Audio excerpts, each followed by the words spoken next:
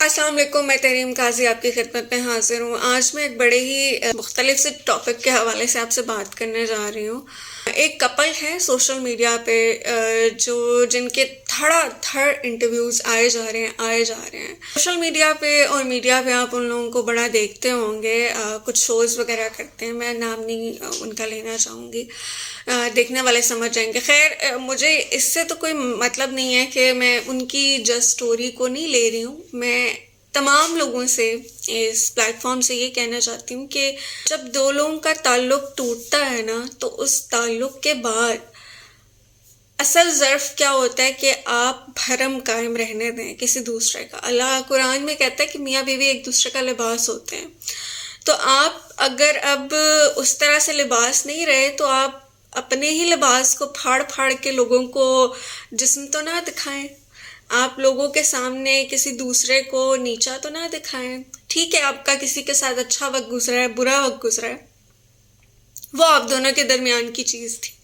اب آپ ایک دوسرے کو ڈیفیم کرنے کے لیے اپنی ذاتی زندگی کو بازار میں لے آئے ہیں، ایسا تو نہ کریں۔ یہ تو ہماری اخلاقیات نہیں ہے، یہ تو کسی بھی معاشرے کی اخلاقیات نہیں ہے۔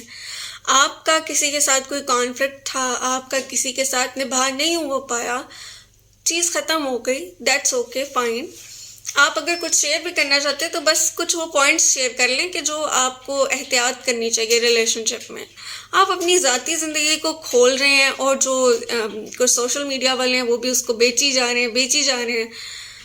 مجھے اس چیز سے اختلاف نہیں ہے کہ مسائل ہوتے ہیں، مسائل ہر جگہ پہ ہوتے ہیں، کہاں نہیں ہوتے ہیں، ہر ایک کی زندگی میں ہوتے ہیں، لیکن ان مسائل کو اس طرح سے ڈسکس کرنا اور ایک دوسرے کو ڈیفیم کرنا، ایک دوسرے پہ گھٹیا الزامات لگانا، وہ بالکل اخلاقی طور پہ میں اس کو صحیح سمجھتی نہیں ہوں، اور شاید آپ پہ سے بہت لوگ بھی اس کو صحیح نہ سمجھتے ہوں۔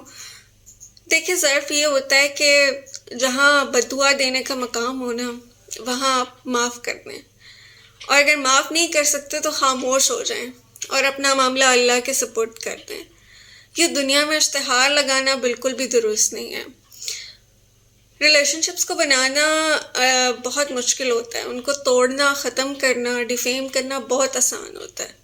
تو ہمارے معاشرے میں اس وقت ضرورت ہے خاندانی سسٹم کو اسٹرانگ کرنے کی، شادی کے انسٹیٹیوشن کو اسٹرانگ کرنے کی۔